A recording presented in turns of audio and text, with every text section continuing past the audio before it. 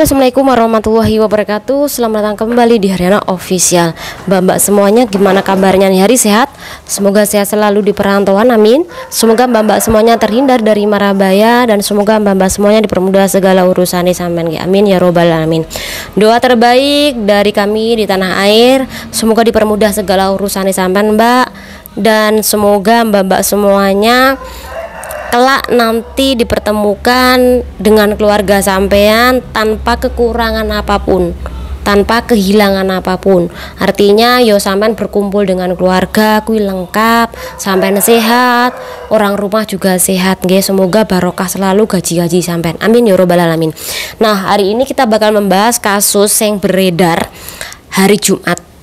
Sebenarnya hari Jumat kui aku mau bikin video iki, tapi terhubung karena hari Jumat aku banyak sekali pekerjaan, kemudian hari Sabtu ada beberapa kasus terbaru juga. Jadi aku memilih menunda, dan kemudian hari ini aku baru bisa membacakan kasus ini buat saman. Walaupun agak lambat, tapi ambil hikmahnya, ada pelajaran yang bakal kita bahas dari kasus ini. Oke, kita mulai. Jadi cerita nih, hari Jumat kemarin tanggal 21 September 2024 iki ada sebuah foto yang beredar nih gini sosial media, nggak hanya Facebook tapi juga TikTok, menceritakan ada PRT Indonesia tapi di Hong Kong kuis paperan. Mbak Iki bernama Misty atau Siti, tapi ada yang bilang Mbak Iki bernama Suryani, panggilannya Cindy, dengan memiliki beberapa aplikasi TikTok, lumayan pengikutnya lumayan banyak, kemudian Facebooknya juga banyak, karena beliau iki ternyata juga menjual makanan untuk para TKW Hong Kong. Jadi wajar banyak para TKW Hong Kong kui mengenal beliau, karena beliau iki selain paperan, beliau juga menjadi pedagang makanan walaupun ilegal. Nah, Mbak Iki berasal dari Blitar, tepatnya katanya ya Talun. Bener apa enggaknya? Nanti ada informasi tambahan lagi, silakan komen. Oke, Mbak Iki kronologi ini terjadi tanggal 20 September 2024. Jadi hari Kamis Mbak Iki makan makanan yang dilarang untuk perempuan yang sedang hamil. Jadi Mbak Iki hamil 7 bulan. Hari Kamis mungkin karena nyidam buah nangka, Mbak Iki akhirnya tuku nongko dan makanlah buah nangka, tanpa Mbak E sadari bahwa buah nangka, nanas itu adalah buah-buahan yang dilarang ketika perempuan hamil. Jika kandungan sampean atau mungkin daya tahan tubuh sampean kui nggak kuat, kui dilarang untuk mengkonsumsi bagi perempuan hamil, apalagi usia kandungan tua. Mbak Eki kan 7 bulan nih, berarti tua ya. Mungkin bulan 12 Mbak E kan bisa melahirkan. Nah, hari kui Mbak E makan nangka, namun selang beberapa menit Mbak Eki minum obat. Setelah makan minum obat, nah akhirnya Mbak Eki mules perut kan kawan, kok diremes-remes ngono kuwi. Nah, karena beliau iki mules banget, tanpa beliau sadari ternyata pendarahan. Nah, pendarahan iki akhirnya Mbak E semaput, kemudian temennya iki sampai melapor ke petugas, memanggilkan ke petugas, kemudian ambulan datang ke tempat tersebut. Jadi ketika petugas kui datang di tempat kejadian, Mbak Iki pingsan kan kawan, karena pendarahan tadi. Setelah diperiksa oleh dokter kan sampai di rumah sakit nih, ternyata bayinya iki sudah tidak bernapas lagi atau jantungnya sudah tidak berdetak lagi. Bahkan nggak hanya bayinya saja yang di dalam kandungan yang meninggal, tapi Mbak E pun iki juga meninggal dunia. Video yang beredar, VT maupun TikTok yang beredar, Mbak Iki nggak memiliki suami. Tapi bisa saja ketika ada kasus seperti ini, suaminya melarikan diri kan kawan. karena suaminya tidak mau bertanggung jawab, atau mungkin suaminya juga US atau peperan. Jadi ketika suaminya iki nanti muncul, suaminya bisa juga ketangkep. Karena apa kan kawan? Karena suaminya juga melanggar izin tinggal di negara Hong Kong. Itu kenapa bisa saja terjadi suaminya tidak muncul. Nggak mungkin kalau tidak memiliki pasangan ketika dia hamil. Itu tidak mungkin. Tapi bisa saja suaminya ini dengan sengaja melarikan diri agar tidak ketangkep, karena posisinya di negara Hong Kong sama dengan Mbak E iki, yaitu peperan. Beredar lagi ada yang bilang bahwa Mbak E iki peperan dan tidak diketahui di mana alamatnya dia tinggal di kampung halaman. Padahal di status kawan-kawan yang lain jelas-jelas salah satu temene Mbak E yang meninggal dunia iki ngomong, si Mbak E, temene Mbak E iki, dia mau telepon ibunya di Indonesia, tapi takut nih kalau ibunya nanti serangan jantung, karena ibunya almarhum iki memiliki riwayat serangan jantung. Jelas-jelas temennya kuwi tahu siapa ibunya atau siapa orang tuanya. Nah, ketika dia tahu nomor teleponnya nih orang tuanya, pasti nanti bakal dikasih alamat. Jadi tidak mungkin kan kawan kalau nggak tahu alamat. Jadi kalau sampean kui mengada-ngada bikin status katanya nggak diketahui alamat, jelas-jelas salah satu temennya kui mengetahui nomor telepon ibunya, bahkan mengetahui kalau si Mbak E iki ibunya memiliki penyakit atau riwayat jantung. Entah kenapa kawan-kawan kui bikin status seperti itu, atau memang dengan adanya status itu kawan-kawan diuntungkan. Sekali lagi kita semuanya pasti diuntungkan, tapi ada beberapa poin yang harus kawan-kawan ingat. Bikinlah sesuatu kejadian kuwi sesuai dengan fakta, jangan mengada-ngada.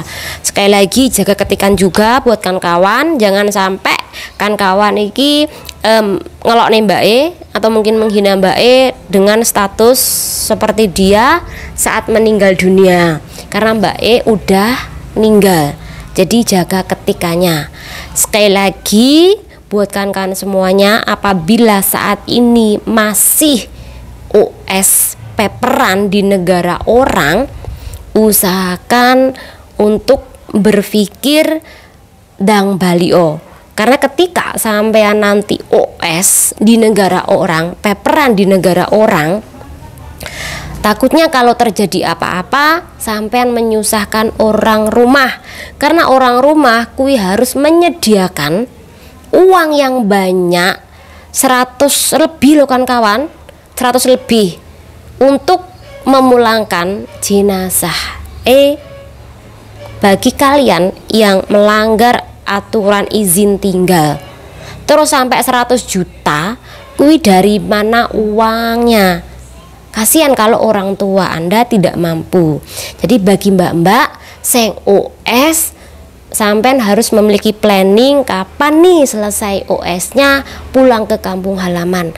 Kalau sampean sudah tua terus berjuang ning negara orang, kemudian terjadi apa-apa sama sampean, nggak hanya sampean saja yang jenazah susah pulang, tapi orang tua sampean kui juga dibikin susah oleh sampean. Jadi sampean juga menyusahkan orang rumah nantinya. Bagi adik-adik yang apabila sampean saat ini gagal nih di majikan pertama, tetap lakukan untuk mencari majikan secara sah. Jangan mencoba OS di negara Hong Kong, atau bahkan sampean kui pengene terus nih negara Hong Kong kerja walaupun posisi OS, kemudian nanti 10 tahun 20 tahun kemudian sampean pengen peperan,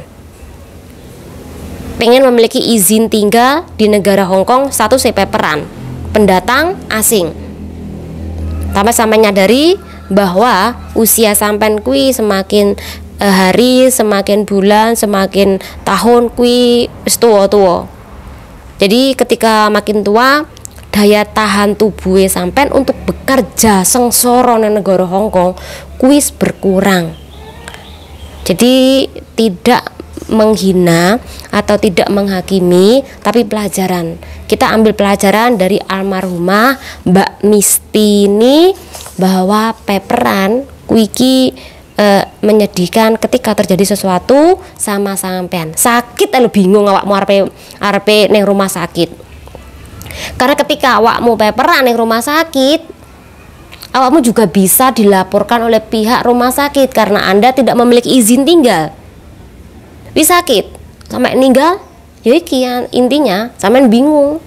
Prosesnya lama tapi biayanya juga lama karena biayanya kui dari Anda sendiri. Paling KJRI cuma membantu 20-30 yang 70 juta orang rumah. Seperti itu kan kawan. Jadi pikirkan kalau sampean OS di negara orang. Iki kasus yang pertama. Kita bakal bahas kasus yang kedua. Iki juga ada salah satu temennya kita yang meninggal dunia. Mbak iki mungkin kecapean ya, kecapean kerja. Jadi ketika dia capek kerja dan muterai kerjaannya, pagi nganter anak sekolah, kemudian siangnya nganter makanan anak sekolah, engko sore ini sik ngambil anak sekolah, kemudian bekerja di tempat majikan, bersihin rumah majikan, kemudian nyapu, ngepel, kemudian masih masak siang, kemudian sorenya masih nanti belanja, kemudian masih masak malam lagi, belum mempersiapkan sarapan pagi buat anak Anda, jagaan Anda, kemudian buat sinsang dadai. Nah itu karena sampai kerjanya nonstop, kemudian tidurnya kurang, makanannya nggak cukup, akhirnya Mbak iki pingsan ning ngene rumah majikan. Anak majikan kui menunggu kedatangane cecene kui nggak sampai ke sekolah. Sehingga pihak guru iki telepon kepada mae si bocah ini karena tidak dijemput kan kawan. Kemudian setelah dijemput oleh orang tuanya, nah orang tuanya pulang dan mendapatkan cecenya iki pingsan ning gene rumai.